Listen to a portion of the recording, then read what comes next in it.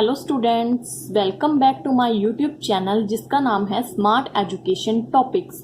आज का टॉपिक है कंपाउंड और कंबाइंड जर्नल एंट्री। तो आज के टॉपिक में मैं आपको बताऊंगी कि कंपाउंड और कंबाइंड जर्नल एंट्रीज किस तरह की जाती हैं और इसे क्या कहते हैं और इनका यूज कहाँ कहाँ होता है। तो उससे पहले हम करेंगे journal entries types. Journal entries के टाइप्स क्या हैं, तो पहले जर्नल एंट्री समझना जरूरी होगा। वो मैंने अपनी पिछली वीडियोस में पूरी डिटेल में बता रखा है, तो आप जाके पहले मेरी जर्नल एंट्री वाली वीडियो चेक कर सकते हैं। उसके आगे इनके टाइप्स मैं आज लेके आई हूँ आपके सामने।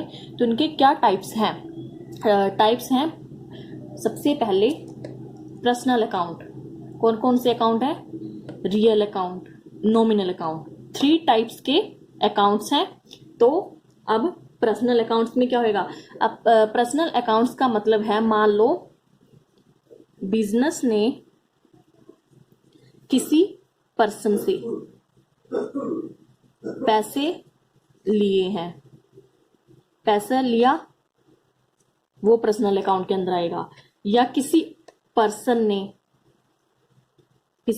ने बिजनेस से पैसा लिया हो तो वो आएगा पर्सनल अकाउंट के अंदर। तो इसके अंदर आ जाएगा, कोई एग्जाम्पल के तौर पर, पर्सन बैंक, बिजनेस बैंक से भी पैसा ले सकता है ना उधार, और किसी पर्सन से भी ले सकता है।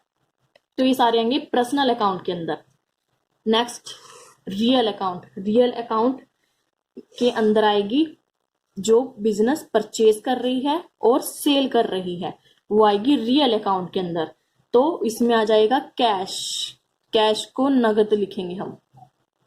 कोई भी परचेज और सेल होगी कैश में हुई तो वो नगद कहलाएगी। अब बिजनेस में कैश के परचेजिंग और सेलिंग से कैश जाएगा और आएगा। परचेज करेंगे तो कैश जाएगा, अगर सेल कोई चीज करेंगे तो कैश आएगा। तो इसका कैश इन, अगर कैश आया है तो डेबिट, कैश गया है आउट तो क्रेडिट। इसका रूल मैंने पिछली वीडियो में समझा रखा है, डेबिट और क्रेडिट का, वो भी चेक कर सकते हो कि डेबिट इन और आउट का क्या मतलब है। वो पिछली वीडियो में मैंने सारा डिटेल में समझा रखा है। तो इसका रूल बने। अब डेबिट और क्रेडिट का मैंने लिंक डिस्क्रिप्शन में भी दे रखा है, तो आप जाकर उनको क्लिक करके चेक कर सकते हो। ठीक है, तो मैं हर एक वीडियो में डेबिट और क्रेडिट का बता भी नहीं सकती, तो मैंने एक वीडियो बना रखी है ऑलरेडी, तो उसमें आप चेक कर सकते हो। तो डेबिट वर्ड्स कम्स इन, कि अगर कम इन हो रहा है कैश तो debit, and credit words goes out. Goes out का मतलब जा रहा है कैश, तो उसको करेंगे हम क्रेडिट। तो ये हो गया हमारा रियल अकाउंट का। अब हम नॉमिनल अकाउंट का बताएंगे। इसके अंदर ज्यादातर आते हैं इनकम्स एंड एक्सपेंस, लॉसेस भी, लॉस। इसके अंदर आएगा सप्लायर, जो सप्लाई कर रहा है, और मान लो सैलरी भी आ सकती है, सैलरी एक्सपेंस में आ गई। लॉस, अगर लॉस हुआ है बिजनेस को, वो सारे नॉमिनल अकाउंट के आएंगे। तो इनका क्या बनेगा rule? Debits all expense and loss, की जो खर्चे हो रहे हैं और जो लॉस हैं वो सारे आएंगे डेबिट में। और credits all incomes and gains, जो इनकम्स हो रही हैं वो हो जाएंगी क्रेडिट। तो ये है नॉमिनल अकाउंट का रूल। तो ये रूल्स आप जरूर याद रखना, तभी हम आगे एंट्रीज कर पाएंगे। आप राइट भी कर सकते हो अपनी नोटबुक में। ठीक है, बाकी अगर कुछ नहीं समझ में आता, डेबिट्स और क्रेडिट्स क्या है और वो जर्नल एंट्रीज क्या है, आप पीछे चेक कर सकते हो, तभी आपको ये समझ में आ जाएगा, अदरवाइज आप उलझ जाओगे। अब मैं आपको बताऊंगी कंपाउंड और कंबाइंड जर्नल एंट्री किसे कहते हैं। तो लिखते हैं कंपाउंड, कंपाउंड और कंबाइंड, कंपाउंड और कंबाइंड एंट्रीज। अब ये थोड़ी डिफिकल्ट एंट्रीज होंगी। हमने पिछली वीडियो में बिल्कुल सिंपल जर्नल एंट्री सिखाई है, तो अब ये हम डिफिकल्ट एंट्रीज सिखाएंगे। ठीक है, तो अब इसको हम जर्नल में कैसे करेंगे, कंपाउंड और कंबाइंड इसको एंट्री को। तो कंपाउंड और कंबाइंड सिंपल जर्नल एंट्री होती है। कंपाउंड और कंबाइंड का मतलब एक ही है, ये दोनों अलग अलग नहीं है, इनका मतलब सिर्फ एक ही है। इसके अंदर दो या दो से ज्यादा अकाउंट इफेक्ट हो वो कंपाउंड और कंबाइंड एंट्री होती है। जो सिंपल एंट्री करते हैं उसमें सिर्फ कैश आ गया या सेल कर दी सेल आ गया, मतलब दो हो गए ना, तो इसके अंदर डबल चीजें आएंगी, उनको हम कंबाइन कर देंगे। मतलब अगर सिंगल एंट्री है और दूसरी भी सिंगल है तो उन सिंगल सिंगल एंट्रीज को हम डबल कर देंगे, उसको हम बोलेंगे कंबाइंड, कि उनको कंबाइन कर दिया। इसमें दो या दो से ज्यादा अकाउंट्स है वो इफेक्ट करते हैं कंपाउंड और कंबाइंड में, ठीक है। तो आइए मैं आपको इसको इसको हाँ करने का क्या मतलब है। इसको मान लीजिए क्रेडिट साइड, जो क्रेडिट है उसमें दो या दो से ज्यादा अकाउंट इफेक्ट हो रहे हैं। अब डेबिट है उसमें दो या दो से ज्यादा, तो उस वहां पर कंपाउंड और कंबाइंड एंट्री की जरूरत पड़ती है। आइए मैं आपको नेक्स्ट सिखाऊंगी तभी आपको समझ में आएगा, ऐसे ओरल में कई बच्चे उलझ भी जाते हैं। तो मैं आपको एक लेजर बना के पहले क्वेश्चन बता देती हूँ। जैसे आपके पास मान लो क्वेश्चन आया है, ऑन नवंबर 2020 में सैलरी पेड 8,000, सैलरी पेड किया 8,000 बाय कैश, कैश से, ठीक है। और उस वहीं पर दूसरी एंट्री आपको आ गई है, ऑन नवंबर, उसी दिन मान लो 2020 रेंट भी पे किया आपने, रेंट पेड 10,000, वो भी बाय कैश। तो इसकी कंबाइंड एंट्री कैसे बनेगी, किसको हम इकट्ठा करके एक एंट्री कैसे बनाएं, इसकी अलग अलग बनाएंगे तो टाइम भी लगेगा और स्पेस भी ज्यादा लगेगा। तो हमें जल्दी करने के लिए इसकी कंबाइंड कैसे करें इसको, आइए हम नेक्स्ट पेज पे आपको दिखाते हैं। तो गाइस सबसे पहले आपको फॉर्मेट भी पता होना चाहिए। इस साइड डेट आती है पर्टिकुलर, ठीक है, अमाउंट आएगी, और सेकंड में भी date particular amount, lines create कर लो। आप इसको अपनी नोटबुक में भी राइट कर सकते हो।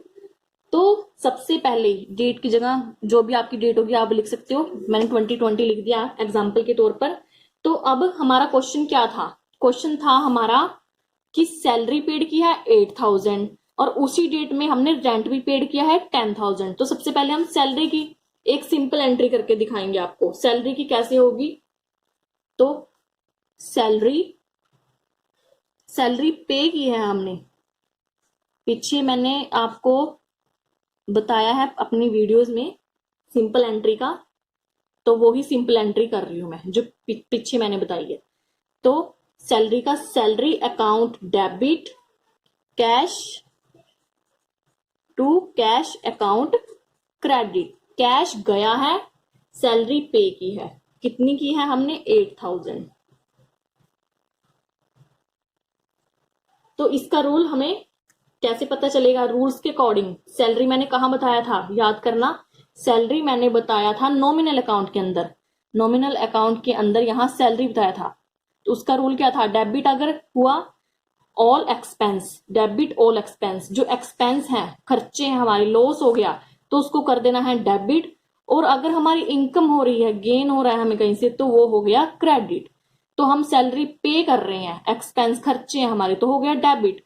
तो कैश गया है हमारे पास से, तो वो हो जाएगा क्रेडिट, इनकम गई है हमारी, तो हो जाएगा सैलरी अकाउंट डेबिट, सैलरी गई टू कैश अकाउंट क्रेडिट, तो 8,000। अगली हमारा क्वेश्चन था रेंट पे किया है 10,000 का, उसकी भी हम सिंपल एंट्री बनाएंगे। तो इसमें नरेशन क्या आएगी, नरेशन भी लिखते हैं ब्रैकेट में डाल के, being salary paid by cash, कि सैलरी पे की है कैश से, इसकी ये नरेशन होगी। अब हम सेकंड रेंट वाली भी सेम ऐसे ही करेंगे, रेंट पे किया है हमने, वो भी खर्चा था, वो भी नॉमिनल अकाउंट के अंदर आएगा।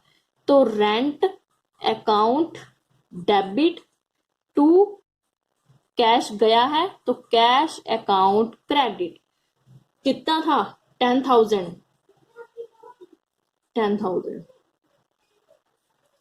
ठीक है।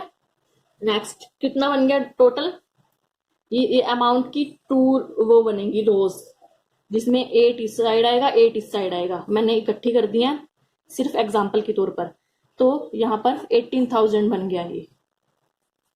अब हम इस पूरी एंट्री को हम कंबाइन एंट्री कैसे बताएंगे, ये सिंपल एंट्री की थी मैंने, अब इन एंट्री को मैं कंबाइन कैसे करूंगी। तो हम कंबाइन एंट्री करेंगे, इसमें देखो सैलरी भी डेबिट हो रही है और जो रेंट था वो भी डेबिट हो रहा है, तो इसमें सिंगुलर एक मतलब एक जैसी कौन सी चीज है जो क्रेडिट हो रही है, कैश।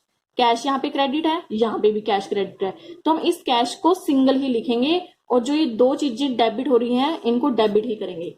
तो करेंगे सैलरी अकाउंट डेबिट और आ गया रेंट, रेंट अकाउंट डेबिट, क्योंकि सैलरी पे की है रेंट भी पे किया है, इन दोनों को डेबिट। और एक चीज क्या है जो क्रेडिट हुई है सेम, वो हुई है कैश, तो cash to cash account credit.